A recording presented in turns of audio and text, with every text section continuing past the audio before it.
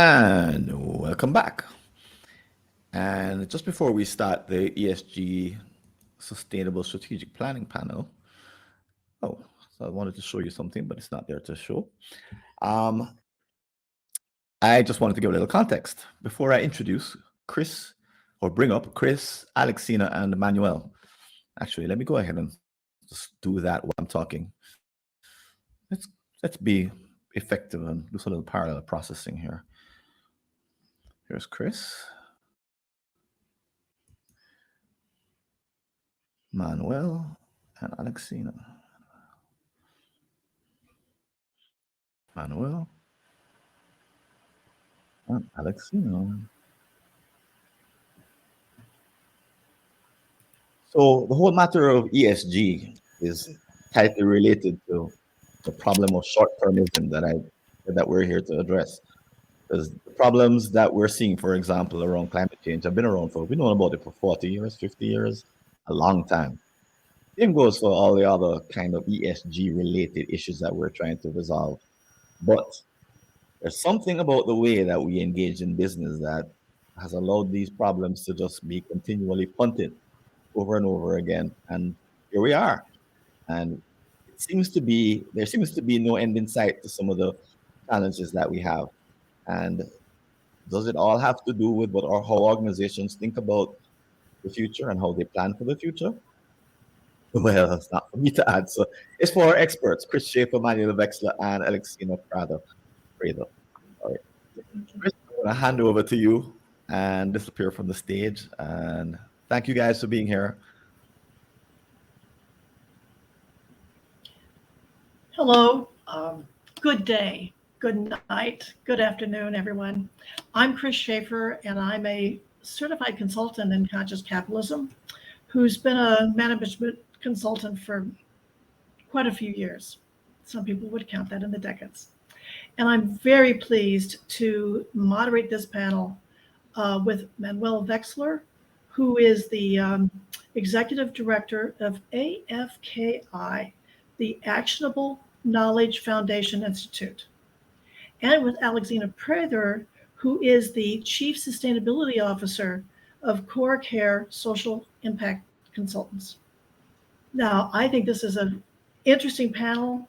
It will be an interesting juxtaposition to the panels that we've had before, and in part because before we've listened to some concepts about processes, how to write KPIs, about communication. And I think this panel has a couple of points of view, both about ESG, sustainability, and how that actually serves to build long-term value in your strategic plan. So anyway, let me turn over to our panelists. Manuel, oh, and just as a reminder again, you've got chat as well as QAs. So participant, people who are watching this, please stay active and interact with the full group of experts. So Manuel. Thank you. Thank you, Kris. Hello, Alexina. I'm going to share my screen. Hopefully technology helps me today.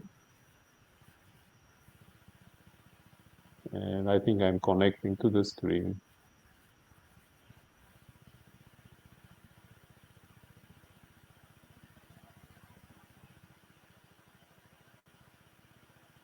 Well, it's trying to connect.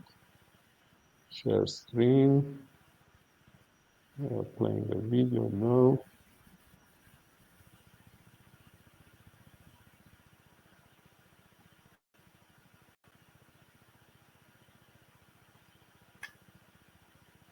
So I click on the screen. Can you see my screen? I can see it's trying to connect, Manuel. Okay, let's see. Is it connecting?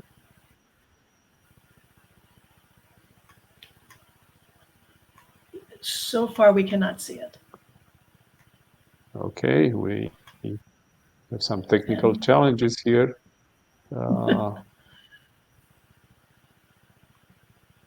Okay, let's try one more time.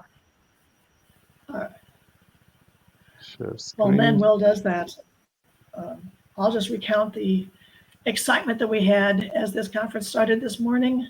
And Francis and Dale navigated some technical challenges to prove that we do need to be agile and we will get it done, keeping in mind our purpose.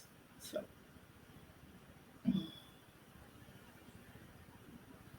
Screen sharing not allowed. So I guess my browser doesn't allow.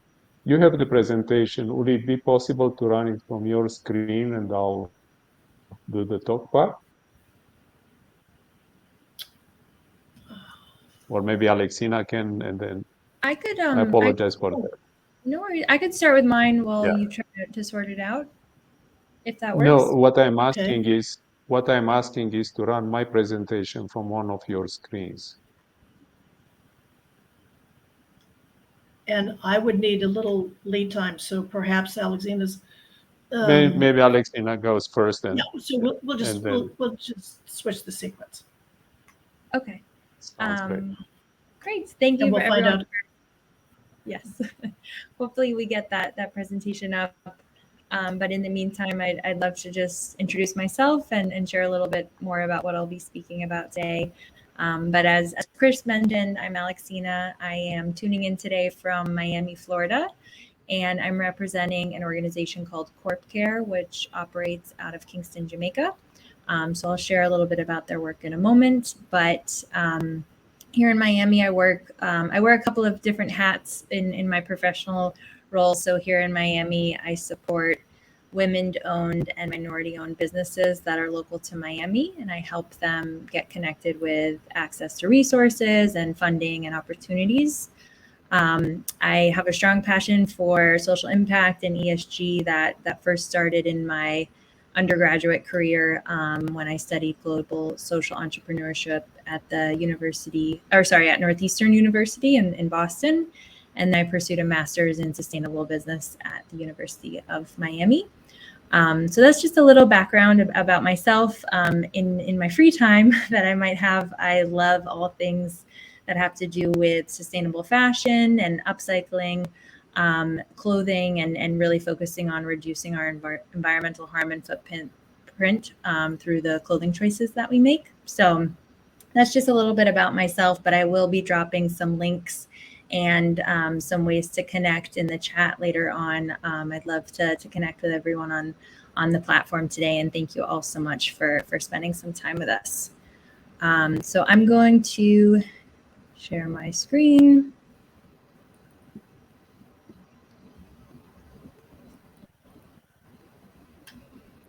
All right.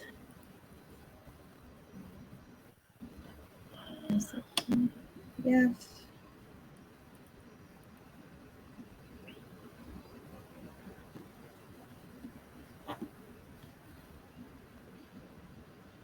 All right, it is connecting. All right, can everyone see my screen? Can I get a thumbs up or? I can answer yes. Okay, thank you, Kris. I appreciate it. So I'm going to just share a few slides on disclosure to strategy and how ESG reporting can drive long-term planning. So I'm going to be talking about a few different elements of the ESG report. And in this presentation, I'm talking about mostly larger entities, public companies, international companies. So I just wanted to share that context that this will be applicable for small and medium-sized businesses as well. But some of the examples I'm using today will be for much larger entities. But as I mentioned, I am, let's see if I can get the next one. I'm here today representing CorpCare. So this is my team based out of Kingston, Jamaica. The founder, Ali Madelon, is in the center of this photo. She started CorpCare Consultants, hoping to help support Caribbean and local companies in Jamaica with their corporate responsibility issues, and has since then expanded to clients outside of the Caribbean region and the US to focus more on their ESG reporting and principles. So we are driven by the notion and the ethos that businesses that do good do better. So all of the work that we do, we really try and emphasize this and focusing on those businesses that are able to do good, and that can mean a number of different things.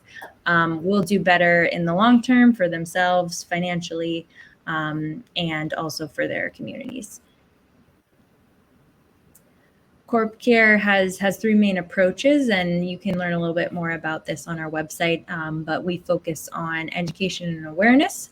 So we host, we share monthly newsletters with information and resources. We definitely participate in events like this and spaces where we can connect with other professionals. And we will be launching an impact circle later this year that is a membership community.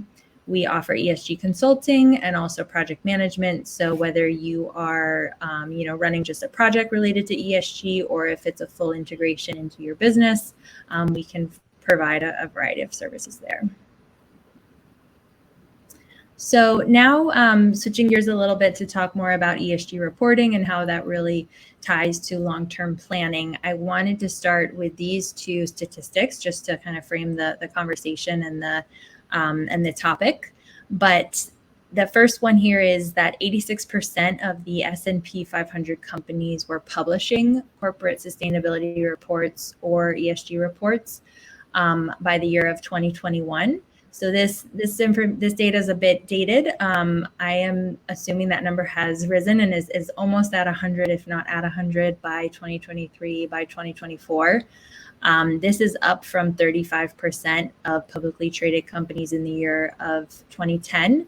So we're seeing a huge trend from these large companies that hold a lot of economic value and presence in our global economies in their reporting and their efforts to disclose on ESG. So that's one of the trends we're seeing from the actual corporations and the entities. But on the other side, we're also seeing an increase in interest in this area from consumers. So I'm not trying to say that all consumers are reading, word for word sustainability reports, because they can be quite long, but they're getting other cues from companies and brands that they support, whether it be a certification on a bottle or something to indicate their commitment to ESG.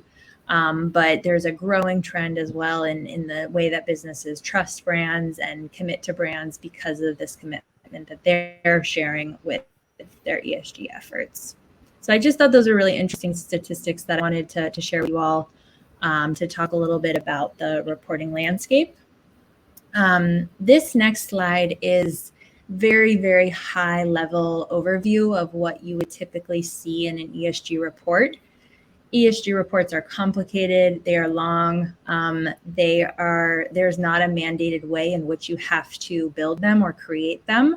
There are obviously frameworks and recommendations and best practices, but there is not a general consensus of how they actually have to be created. So this is, again, just like very high level suggested ways in which you could start to create one.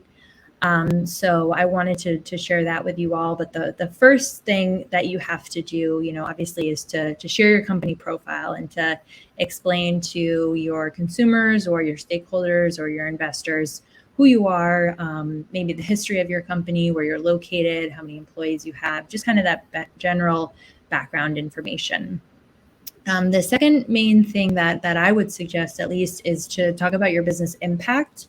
And I have a note here that I think is really important, that these business impacts should include both the positive impacts and the negative impacts of your business. So a report that cover to cover is only positive and only talks about the good things is likely not a well-rounded or honest report.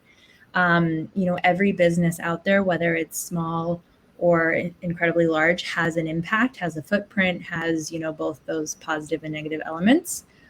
So I think that's a really important part to highlight, that it needs to have both.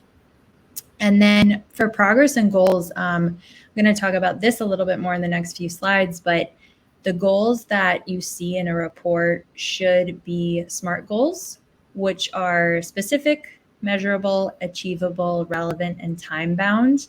And this is what I think really is what ties into the long-term value and the long-term planning aspect of this conversation. So that's what I'll be talking about in a moment. But setting a goal that actually has that kind of long-term approach is incredibly important to how these reports are structured and built. And then the last piece is disclosures and frameworks. Again, these are the portion of the reports that have the most guidelines available, have the most kind of structured. There's a lot of ways to adhere to them correctly. There are a lot of acronyms in this space, so you may be familiar with the ones here, but there are things like the Global Reporting Initiative, SASB, which is the Sustainability Accounting Standards Boards. So there's a lot of different things related to either carbon or how you are disclosing on some of the information that you're sharing. So again, progress and goals. I mentioned we're going to just double down on this topic a little bit more, but when companies align their goals, their values, and their operations with sustainable practices, that's when you see benefits like risk mitigation, reputation enhancement, and long-term value creation. So those last three elements there are just a few of the benefits, but I think they all speak to that long-term approach and how forward focused these progress and goals need to be. So the last few things I'm just going to do before I wrap it up and pass it over to Manuel is to just show two examples of what this actually looks like in practice. My first example here is Levi Strauss & Co., which is a large denim and clothing company, which has been around for many, many years.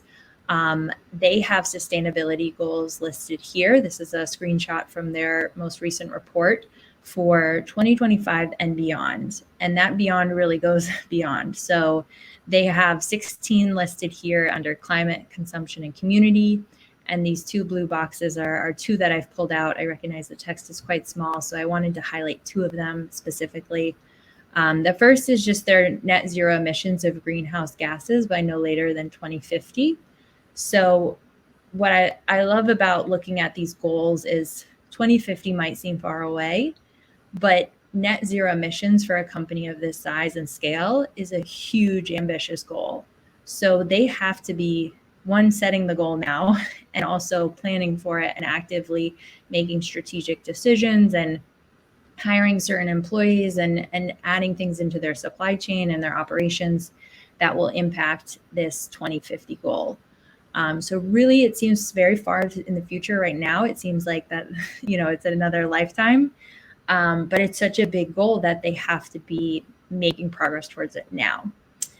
The other one is very different. It's a very different goal. There's to drive societal impact in communities where Levi's operates through advocacy, grant making, employee giving, and volunteerism.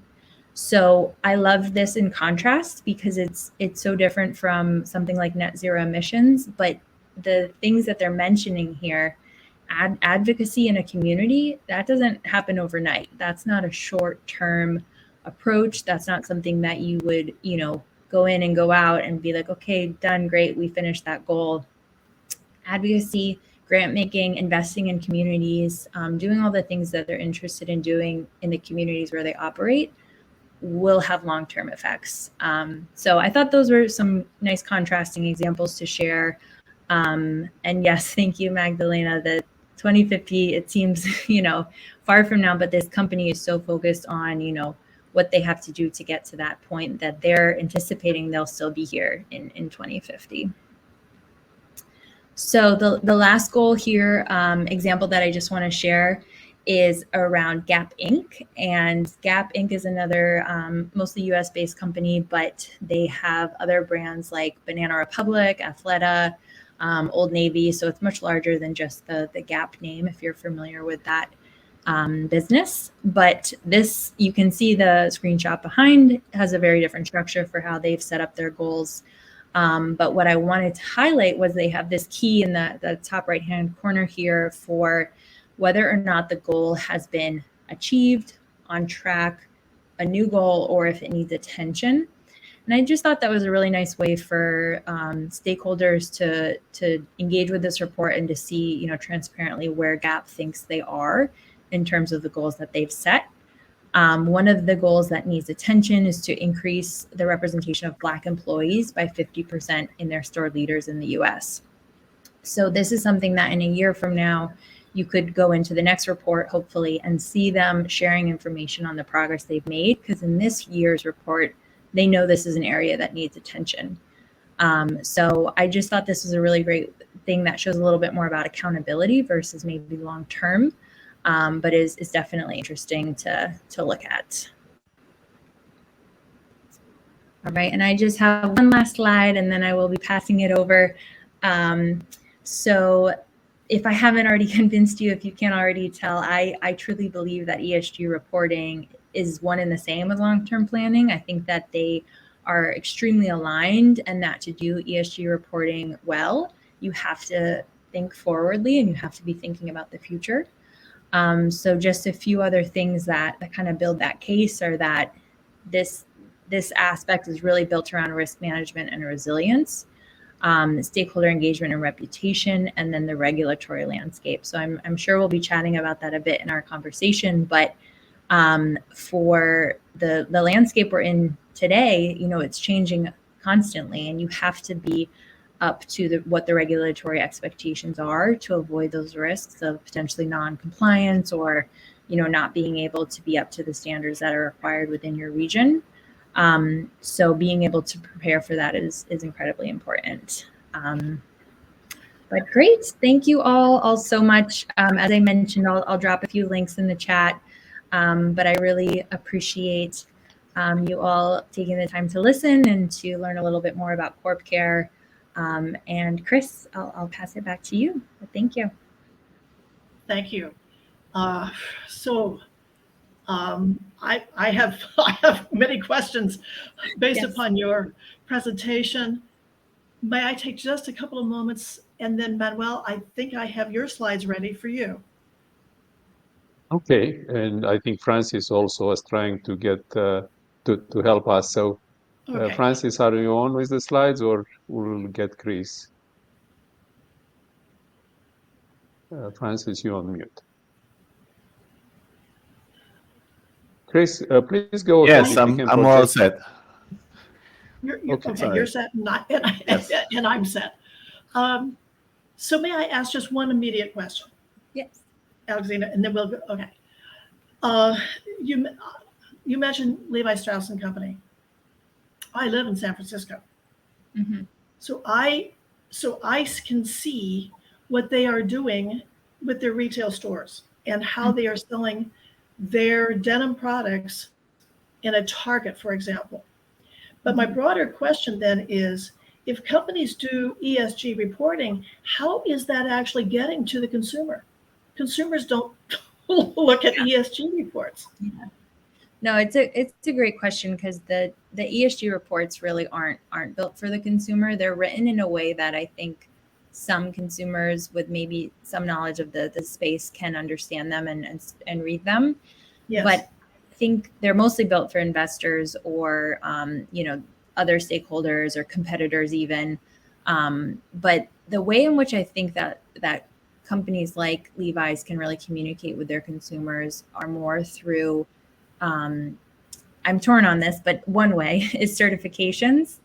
At this point, there are hundreds of certifications. So it has to be a certification that is, trusted and honest and is actually communicating to a consumer what it indicates. So even within that, there's a level of knowledge and understanding that has to be there. But I think social initiatives, things that connect with consumers on like a personal level outside of the brand, outside of like purchasing a pair of jeans, knowing that they pay their employees a certain amount of wages, knowing things about them. There's a lot of amazing, I'm speaking more from the fashion space, but rating agencies now about brands and holding them accountable for things, not letting people get away with harmful, products or harmful actions towards their employees. So I recognize I'm not answering your question directly, but I think that what I'm trying to say is that there are so many ways in which companies, they have to try many different things, because one consumer is going to resonate with one thing and another one's going to resonate with another. But I do think the younger generations are learning more about this topic, are more aware about the actions of their purchases. So I think with time it's going to shift, but it's definitely, it depends on the consumer, it depends on their knowledge, it depends on the company. But I hope that somewhat answered your question. It's something we can dive into more, definitely. I have a lot to say on it, so maybe after Manuel goes, or if you had another question, I'm not sure. But Okay. Thank you very much. And thank Francis. He has the slides up. We'd love to bring Manuel onto the stage. Thank you, Chris. Thank you, Alexina. And I'll partially also cover Alexina's answer, or the answer to your question, Chris, because I'll put a thing or two words: trust and materiality. So media circulates very fast. You don't need an ESG rating to hear about child labor in a very remote place in a very remote country. But let me focus on the slides, and I'm starting by looking at taxonomy, and I intentionally split sustainability.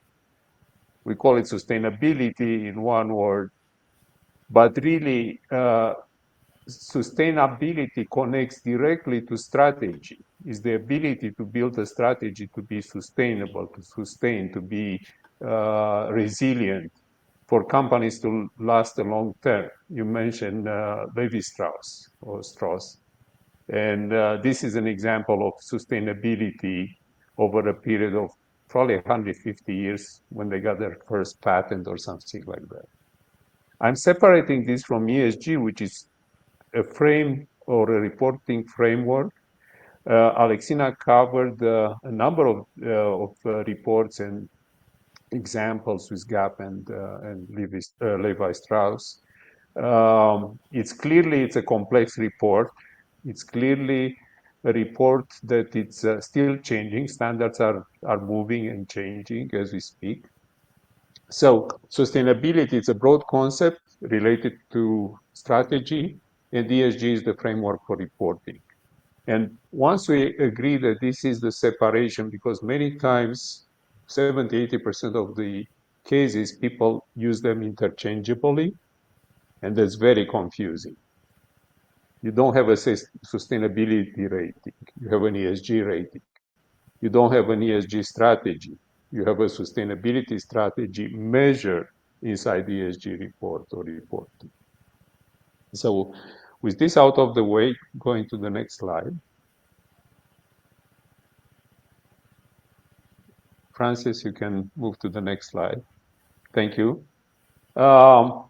Just a trip down the memory lane. I don't know how many of you remember this picture of a ship container blocking the Suez Canal to a global panic, actually.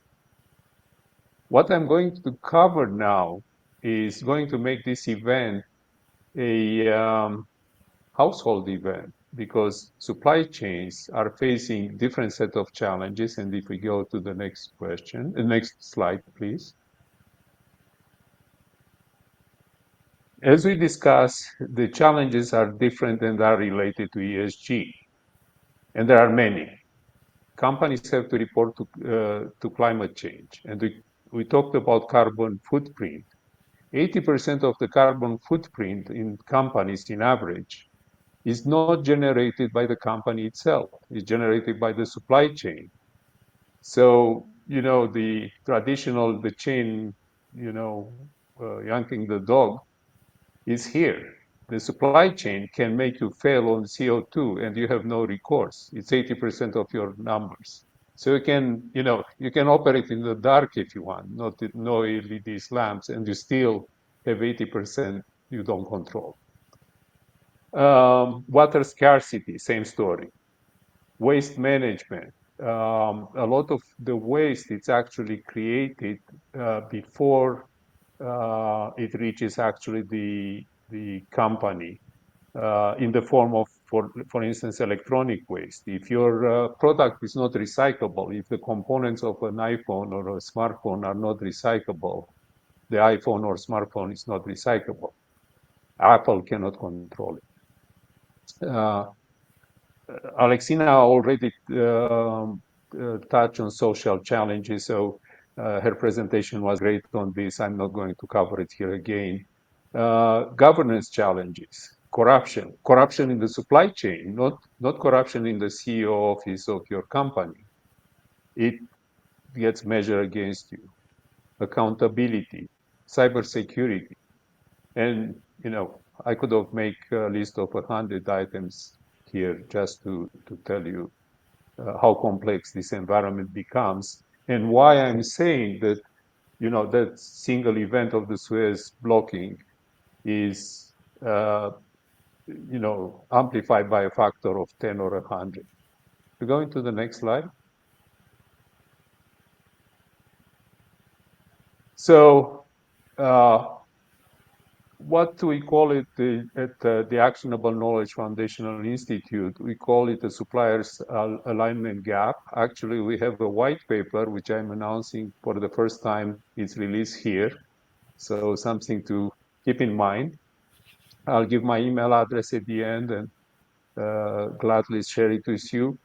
He describes in details this alignment gap between suppliers, brands. We talked about, again, Gap, for instance, was Levi Strauss. No pun intended with Gap. This is not the Gap company. This is Mind the Gap, as you see in the picture. So the compliance with regulations becomes mandatory in Europe in 2024, and I'll show this very soon. It's directly connected to digital maturity. Why? ESG reporting requires data. How you transfer data between your supply chain or along your supply chains is part of the ESG reporting. You don't have a good way to transfer data? Well, don't try Excel spreadsheets. They don't work.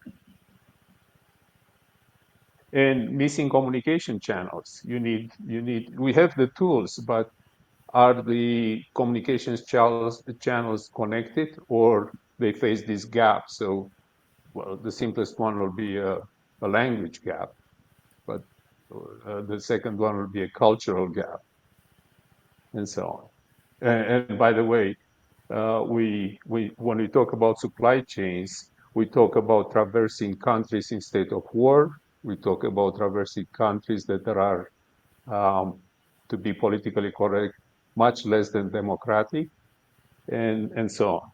So here what you can see is the regulations, and this is again a short list of the regulations. What I'm trying to show here, there is no consistency. So if you operate in the European Union, the regulations are much more advanced, but they are not aligned with most of the US or state regulations, US federal and state regulations. On the other hand, you have a set of regulations in USA that they are not in Europe. So try to figure it out. It's, a chess player will probably be needed in the CEO office to sort of try to figure out the next move on reporting. Next slide.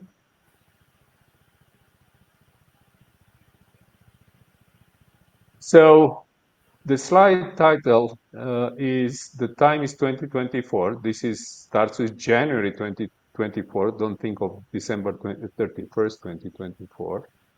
And the title is, "Are you ready to sign to the dotted line?"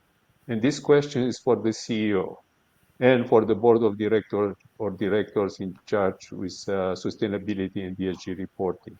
Why? European community, I showed the standards, the previous slide. European community makes reporting material. What means material reporting or materiality? It is submitted to the same standards and legislations as we submit the financial reporting. So fines, jail time, even the dissolution of a company is in some of the laws covering now, or will be covered very soon, the reporting for ESG and sustainability. An article of New York Times a couple of weeks ago claimed that there will be 10,000 US corporations which are going to be responsible for reporting in Europe. And the rule is very simple. It doesn't need to be domiciled in Europe. You just need to do the business in Europe to be subject to European Community law, because European Community law or European Unit laws apply actually to what affects the EU citizens. So if your operations, if your supply chain, if your suppliers traverse this European market, you're responsible for reporting, and the responsibility goes to the top of the supply chain. You're responsible for all the all the reporting along the supply chain. And as I mentioned earlier, here are a couple of cases of what happens when the companies fail to report, or they are caught with supply chain problems. One of them is Starbucks, where you can see they found child labor in one. I think it was in Guatemala, if I'm not wrong. And the company is responsible for child labor on a plantation in Guatemala.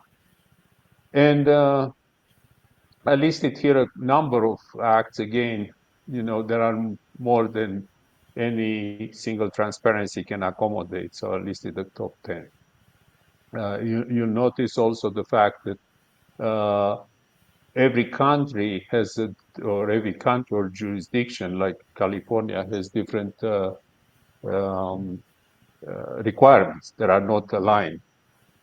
Remember the gap? This is the gap. So you have to report according to your operations. Next slide, please. So how we link it to strategy?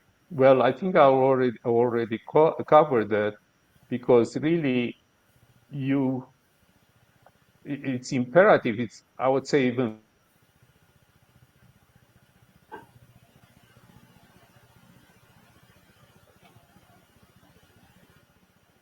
Manuel,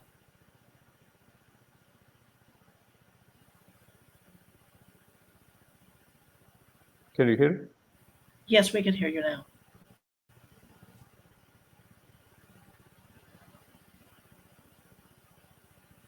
Who cannot hear you?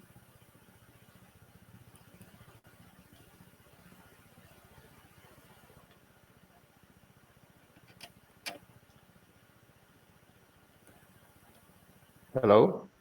Hello.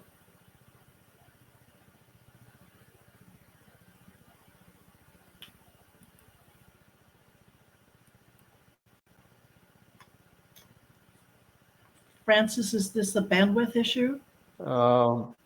Francis, can you go think to the so. next slide? Manuel? Manuel, you could. I can hear Okay, you. okay, looks like it's restored. If that happens again, just turn off your video and just go with the audio.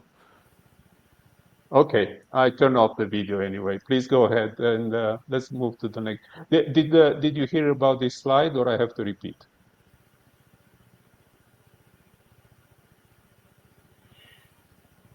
Hello?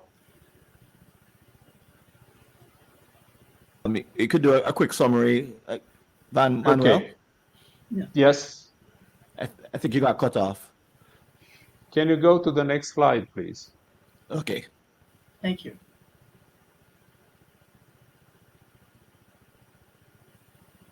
So here is, one way to look at your strategy, and why we call the value chain, because always the suppliers were the value chain, were the ones which are building the value of your company. But now, to the value chain, we have to add the values chains. If you do not support the same values, if you do not have the same sustainability values in the strategies aligned on your supply chain, you won't be able to have really a clear ESG reporting, and you'll be, depending on the region you operate, you'll be subject to penalties or being barred to operate in the market. So this is the reason it's imperative. Francis, if we can go to the next slide. So two more slides, one about AKFI, the Actionable Knowledge Foundation and Institute. And we are what is called an industry consortium. I know Francis is very familiar with that from the telecom industry. There are standards in the telecom industry. We build standards, we build in consortiums. We build standards, we build interoperability, we build technical specifications. So we are really focused on bringing the digital transformation together with sustainability and ESG and actually make it part of the strategic development or strategy development of corporations. And next slide, please.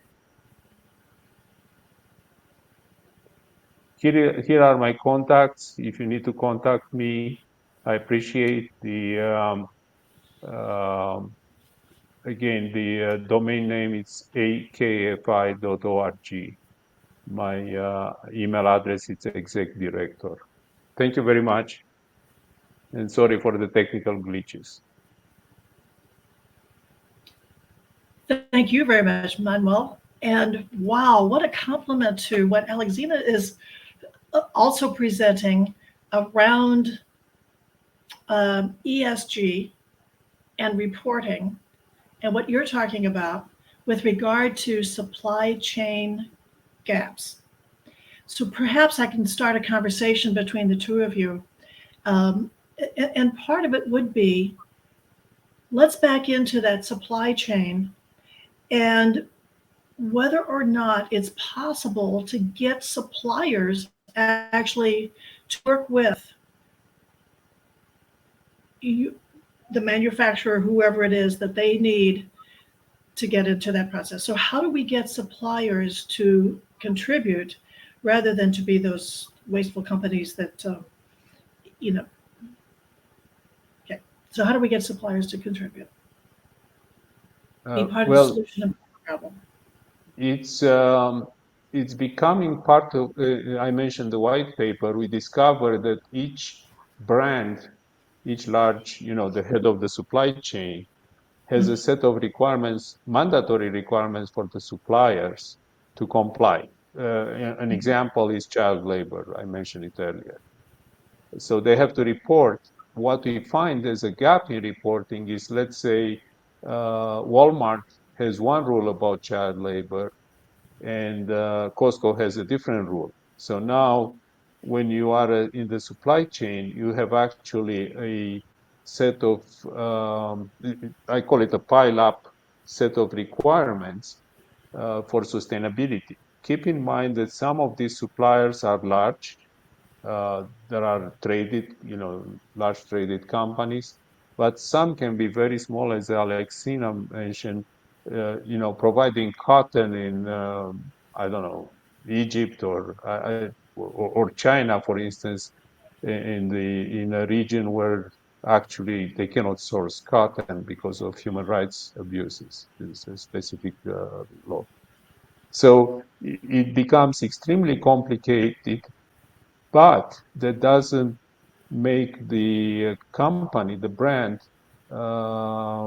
immune to any prosecution by the regulators. So they put the requirements. The requirements are not aligned. That's where one of the activities of AKFI is to make these requirements for the supply chain aligned, because otherwise it would drive them nuts, right? With reporting, they all. So that's the answer.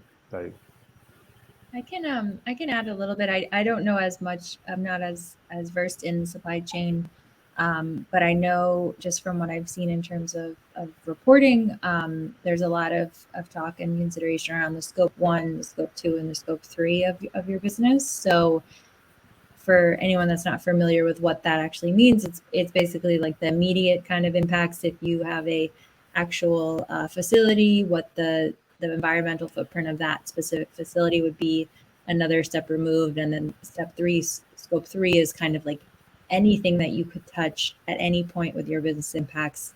It's incredibly hard to manage and report on, but you're seeing more and more companies at least try to do it because it's so important. If you use Levi's again as an example, the jeans have the cotton, they have the button, they have the thread, they have the zippers. There's so many things that go into that. There's packaging, there's so many different ways that kind of feed up into the pair of jeans that someone's buying at a store. And companies are definitely being held more accountable to consider those things, to make those supplier connections. But just adding to what Manuel said, there's no standards. There's no everyone needs to use this supplier code of conduct, or mandates around that at this point.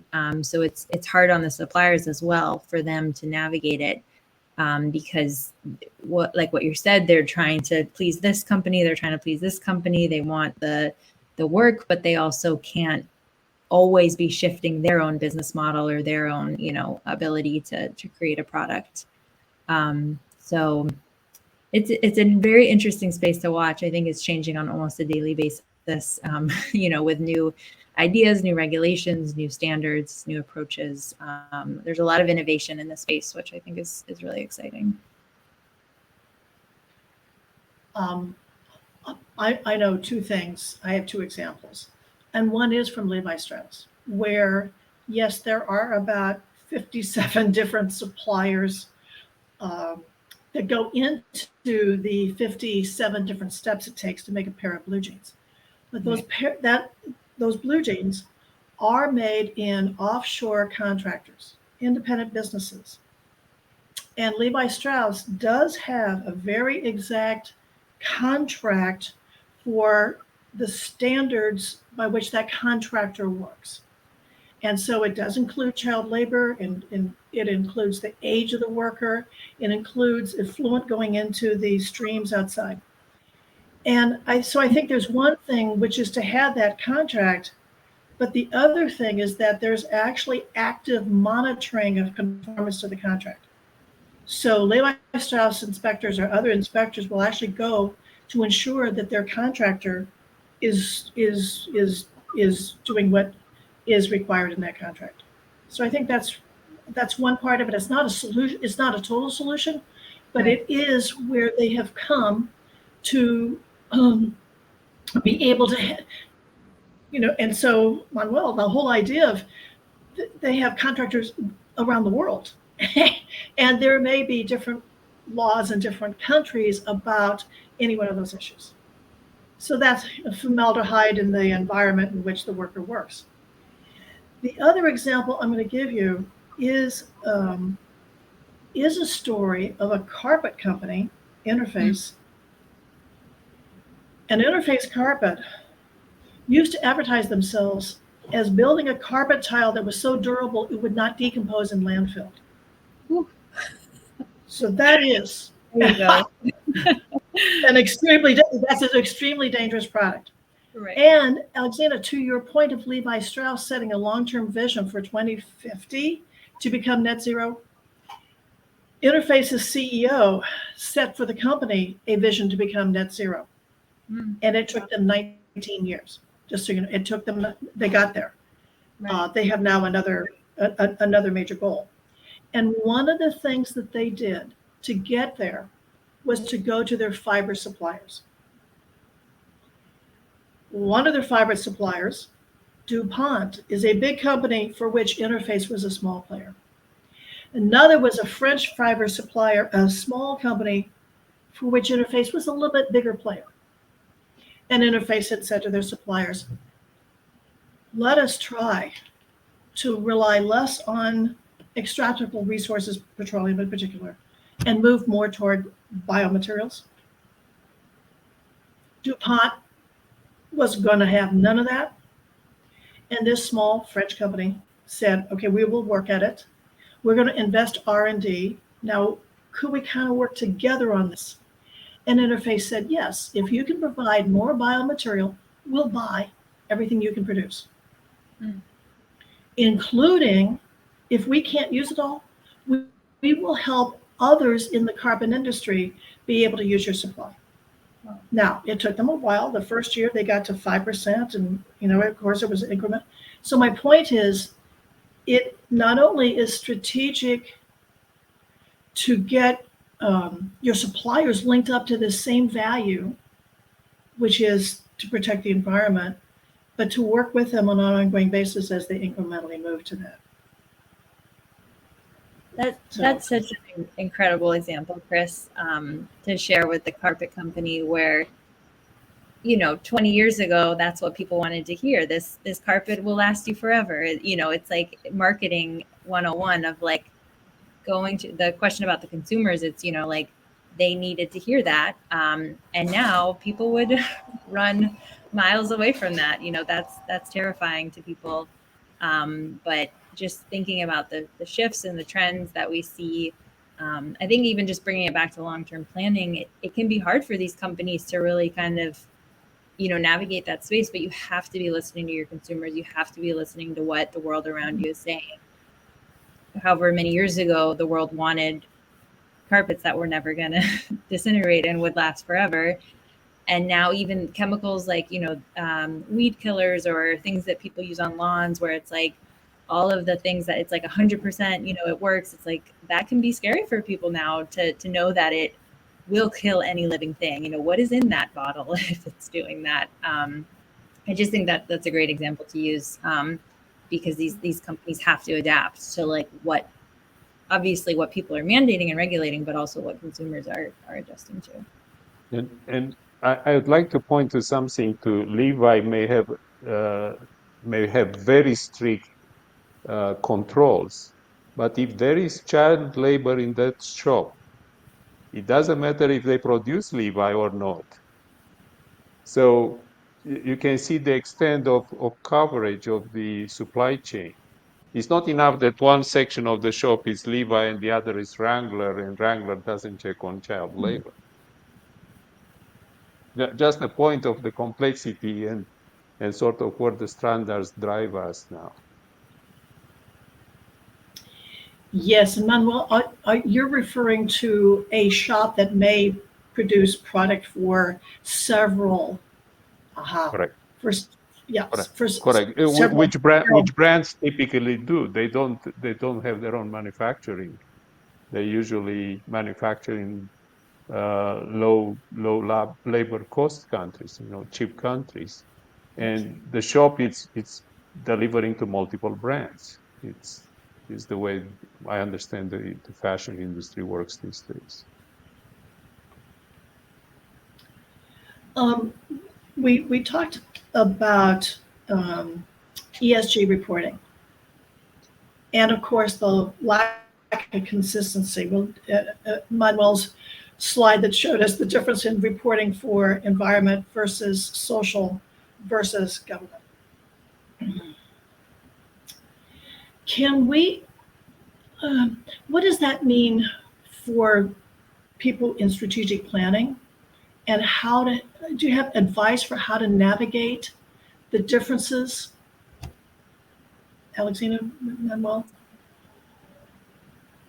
Yeah, I think high level, and Manuel touched on this, but we're seeing a lot more of frameworks and guidelines for things like environmental reporting and for governance, but specifically environmental.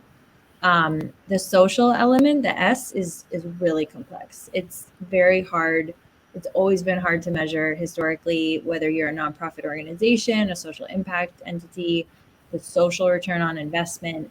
These are all concepts that people have worked on and found ways to record and monitor, but there's not a set standard that I've seen that is widely adopted. We also have the UN SDGs, which is an incredible resource for people to point towards when we're looking at like global impact and goals that have been, decided on a scale that is considering the entire world when those were set. But I think that ES and G are always coupled together as this kind of like non-financial areas that companies should be reporting on, but they really have to be broken down. Like they come together as an acronym, but within each letter, it's really varied. So someone who might be an expert in the environmental space might not know where to begin on the S or reporting on the S. So I think we're seeing a lot more people who are really finding niche areas of expertise and professionals in the space where they're really narrowing in on something like carbon or emissions or net zero or greenhouse gases.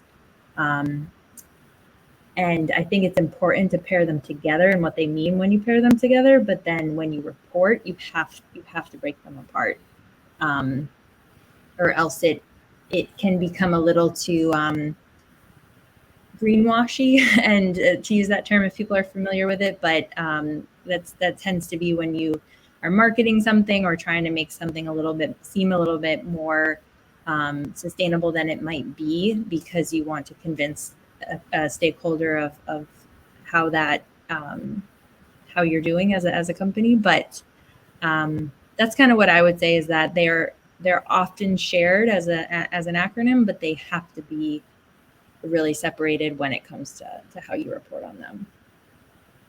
Manuel. And I'll take a perspective of corporate structure, and I'll start with the board of directors. So the first thing, you have to appoint a voting or non-voting board member in charge with sustainability and ESG reporting. You have to go top down first. Next will be the CSO or CSR, Chief Sustainability Officer. She has to be empowered, staffed, and funded to really manage the whole ESG process, which Alexina did a great job of describing in how complex it is. But you need to have one function that doesn't report to marketing. It's called greenwashing if it does that. It doesn't report to finance. It's called cost cutting. Doesn't report to HR. It's called training. Doesn't report to regulatory or the legal office, because it's called compliance. So it has to be an independent function, top down, that has the scope of control and the actions to build the strategy and the tactics and the reporting and the data streams. And we talked about supply chain. So it has to be a whole function. We can just peg it on the VP of HR, let's say, and she says, yes, we do a social function, we train, we organize kids training, we do all this for society, we contribute to non-profits. That will be an HR function. But if you peg it only to HR function, as Alexina indicated, you have only a little bit of the S in ESG. And I can continue going on and on with examples. Well, you gave a very important principle, which is the sustainability officer and having the scope of control. And if I were to continue the story with Interface, the carpet company, what's interesting about the carpet company, they have a sustainability officer. They do not have a strategic planning department. Okay. Because there's sustainability officer is responsible for working across all those silos, and their sustainability officer is global, not just for the Americas. One last point I'm going to make, having been at Interface 3 weeks ago and working with their sustainability officer, she has a tattoo that says, I love carbon, because the point is that carbon is not bad. We're all made of carbon. It's just in the wrong place. So part of their carbon restoration is to put carbon back in the soil. And that's, again, the vision of sustainability. There's Francis added a question here that says, are ESG reporting requirements forcing organizations to adapt long-term strategic planning techniques? I think that's a great example, Kris, that you just shared, where um, I, I, I wouldn't say that they're necessarily mandating them, but the way in which the reporting structure has, at least up until today, been designed, it has to have that long-term element, because if you are publishing a report that has very high level commitments, or things that are short term or are just kind of like quick and easy wins, you're going to get some pushback on that. And it might come more from investors and internal rating agencies and that space versus consumers. But publishing a report that doesn't have long-term planning in it is going to be received negatively. So in a sense, I would say they are. It's a little bit complicated question, but I will say it's not forcing, and it's not forcing to be part of the strategic plan, because some companies, as Kris mentioned, also don't necessarily have to have a strategic plan or have a strategic plan. It's not. However, what's happening, what is changing starting 2024, it's actually this concept of materiality in ESG reporting. So what is ESG reporting primarily used? It's in the financial industry. It's a proxy for risk of the company. It's another proxy for strategic risk. Are they investing in the right place? Are they investing in social and so on? If the company now felt free to report, through the marketing department, I would say that no, remove this function from marketing, because you are in great danger of fines. I won't go too far to say prison even for the executives. So it becomes financial reporting, and financial reporting is not part of strategy, actually. Financial reporting is reactive. So ESG will be reactive. It's tracking the performance. And yes, it has a little factor of strategy, the factors of risk. But if you compare it to financial reporting, ESG is not going to be part of strategy. But, and here is the big but, sustainability will be part of the strategic planning. And if it's not there, you know, don't do ESG reporting until the Security and the Exchange Commission says you must do it today, right? Or I delist you or something, right? So the answer is I think you ESG raise a reporting is not strategic. Well, reporting is not strategic. And when I said Interface Carpets does not have a strategic planning department, it doesn't mean that they don't think strategically, because Exactly.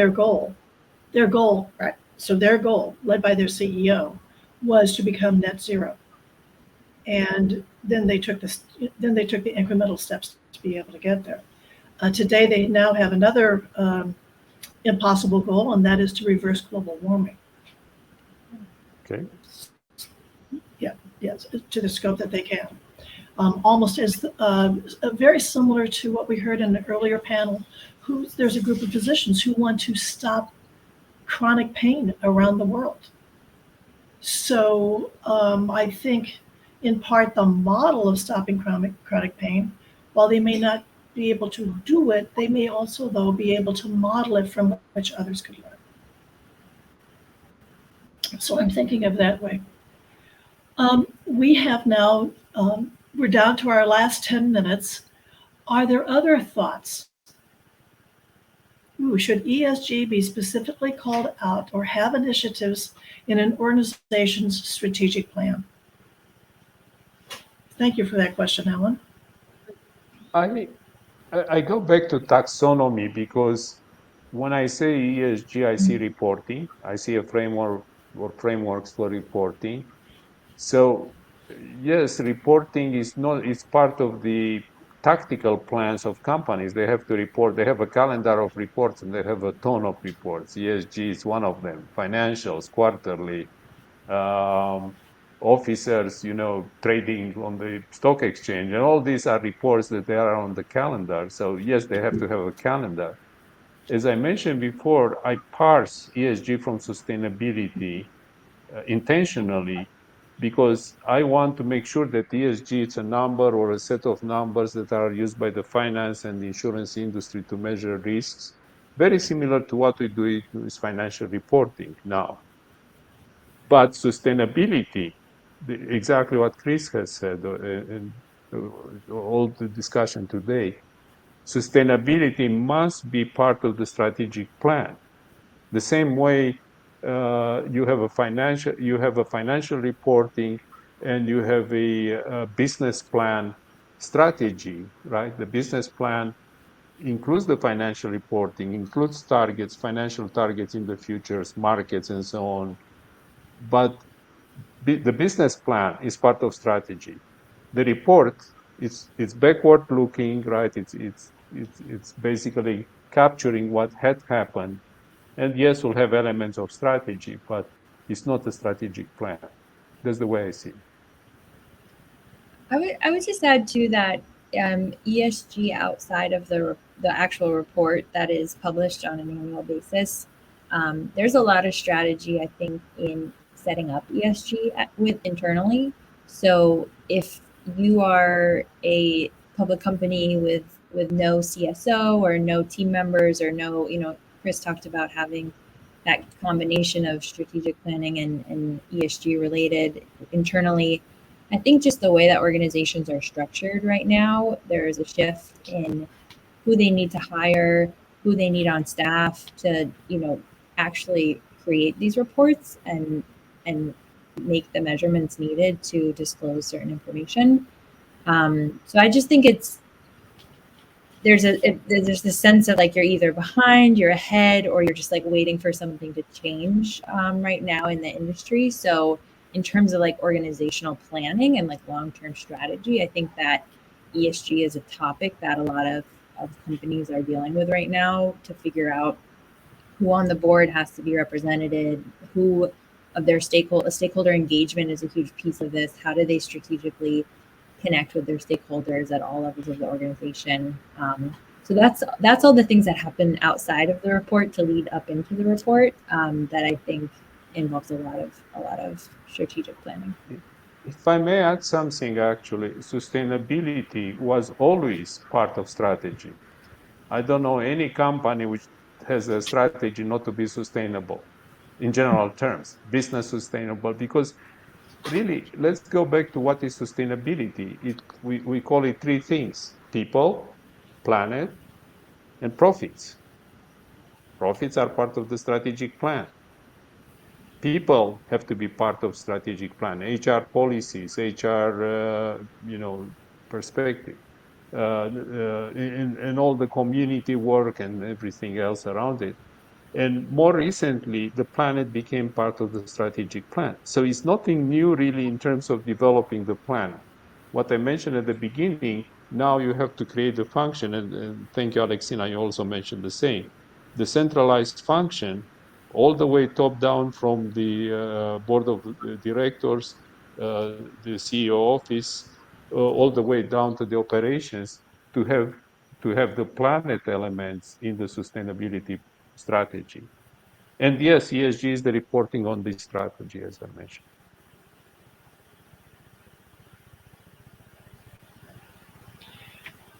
So, any last comments? Do we have another hour? Well, we've got 4 minutes and 55 seconds, but who's counting? Top line, some of the things that we've been talking about. One is having a sustainability officer. Another one is taking a look at the structure in the organization and ensuring that sustainability is and those concepts are built in. Taking a look at the supply chain and the suppliers to ensure that the suppliers themselves are congruent with sustainability and the other requirements that you might have as the end user of the supply chain. Another one is the whole concept that 61%. So I'm Alexina's slide that says 61% of consumers are expecting to have ESG values built into the product. And how do we actually get that messaging to the consumer? Because consumers are seeking higher and higher standards. Even the person who sits in the office where the carpet has just been laid is a consumer who doesn't want to smell all the off-gassing of the adhesive. So there are lots of rich ideas that you've given us about the supply chain. Francis, I can't wait to read the white paper. That is great. Would you like to give us a tidbit? Just We studied three industry segments: car industry, consumer goods, and construction distributions. We found around the ESG, we look at the ESG, especially on the E and S, as Alexina mentioned. E is measurable, S is less measurable. And we look at their published reports on requirements for the supply chain. And it's a 37 pages report. So I can tell you we found a number of critical mismatches. And also we found inconsistency in reporting. I'll give you Tesla, for instance, says you have, this is the whole requirement for digitalization, digital transformation. You have to comply with our data formats, period. I don't think Elon Musk will tell you what his data formats are because he's very jealous about that. that's right. Thank you. And Alexina, you have talked about, and actually one of the things that's been mentioned is bringing up consultants who have niche expertise in whether it's environment or social or in governance. And as you presented Core Care as the company, they do have expertise and they do work with organizations. Is there a tidbit that you could provide us about helping with the expertise to do that ESG reporting? Internally, what expertise we have? Sorry, I'm not sure. Yes. Yeah. So you're so the suggestion was made is that we have niche players, experts who know environment or who know social reporting requirements. So, well, first of all, is that true? And how would that actually be implemented as you see it from? Yeah. Yeah. I think from our perspective is that's exactly what we're trying to help companies figure out is if they come to us and explain, where they're at on their ESG journey, we can recommend, all right, you might need to hire, someone with X title because that's something you're going to need internally moving forward. So our approach is really kind of more of the the actual strategic approach to it all versus the expertise we provide in the areas. But I think it's such a fascinating space because there's so many different ways to bring different professionals into it. You can have such a range of skills and expertise and still be in the ESG space in some capacity.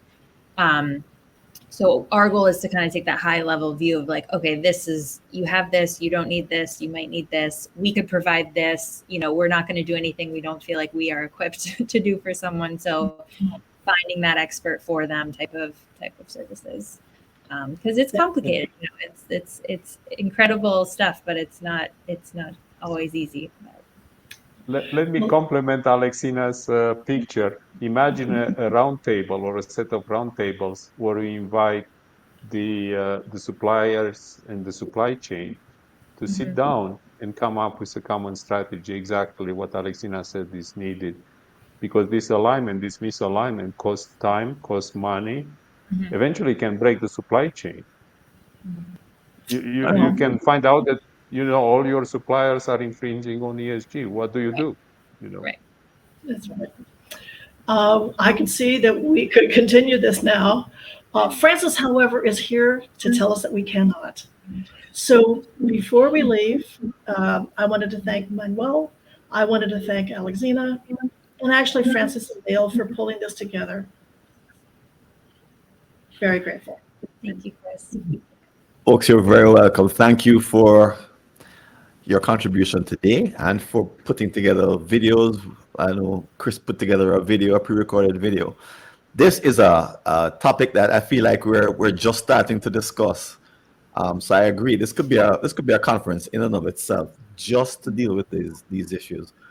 I think companies have a huge challenge, and just by committing to certain goals and certain reporting, I think it's going to just a matter of time before various reporting bodies are going to say, well, show us the plan that you actually have to accomplish these goals. You're not just greenwashing us to death, as Alexina said, but you actually have something behind it. And that's when, I mean, you could fake something and send it to, whatever body it is. But I imagine that there's going to be a time of reckoning where these commitments are going to be shown to be empty. Sooner. And 2024. Yeah, it's coming. 2024. Maybe you heard it here first. I don't know in our conversation, because there's going to be a lot of problems for companies that, like, for example, if they only have short-term strategies and they're committing to these long-term goals, there's something that's, as Manuel said, there's a gap in there, and I would call it greenwashing. It's a pretense to be doing something you're not really doing. So, boy, you guys might be back next year with a heck of a story to tell, because it seems to be that this topic is changing because the requirements are coming and there's no avoiding them. Topic is going to heat up. And the opposite of greenwashing is now called green hushing. Oh, Yes, green hushing. Yes, and the concern is that if we say anything, we'll be wrong, or we'll be accused, we'll be attacked. So just to be aware of ESG reporting, there is a trend to actually say less. I mean, like not report. I'm not quite sure how they're using that term. There's people who were at the strategic planning session on Thursday in Atlanta. We're talking specifically about that. Now, part of it is that the CEO of Interface Carpets would not let the marketing department talk about their progress toward their net zero until they got really close. Okay. So some of that can be, as we move forward incrementally, don't give yourself a pat on the back for achieving 5%. Right. I think it's a little bit too late for hashing, and I'll tell you why. Internet has a very long memory and a very simple search engine, even before ChatGPT, right? So it's very easy for NGOs, it's very easy for companies, it's very easy for the consumer to see promises made 3 years ago will be net zero by 2025. And now you shut up, it's too late. You did it. And I think what Alexina You are in the books. Yeah, and what she showed us in terms of gap, showing achieved, coming, and not done. I think that is a really helpful suggestion about how to be a little bit more accurate. Now, granted, those are qualitative words, but they certainly give you a very quick profile. Yeah. Balance view. We live in interesting times, folks, and thanks to all of you for your expertise, your time, your knowledge, your preparation for being on this panel, and I wish you all the best. Thanks so much. Thank you very all. much. Have a good one. Bye. Goodbye. Great. If you could turn off your cameras and your microphones, it'll take you down from the stage. And folks, we're going to go break for lunch. But before we do that, I want to tell you about a couple of opportunities. First is to subscribe to the, whoops, that was too quick. Subscribe to the Jump Leap newsletter. There's a 14-day trial that we're currently offering to folks who attend the conference. You can click there and access that. Also, for those of you who are here, but you can't see and there's no possible way to see all the pre-recordings, don't forget that the full ticket is currently available on discount. And if you click on that button, you'll see that you'll get some more information on that. So we're about to take a lunch break, and we're back at 1 o'clock, which is about 40 minutes time. That's 1 o'clock UCT -5. Again, that's in 40 minutes time. So go grab something to eat, take a quick nap, and we'll see you back here at the Sustainable Strategic Planning Conference 2023.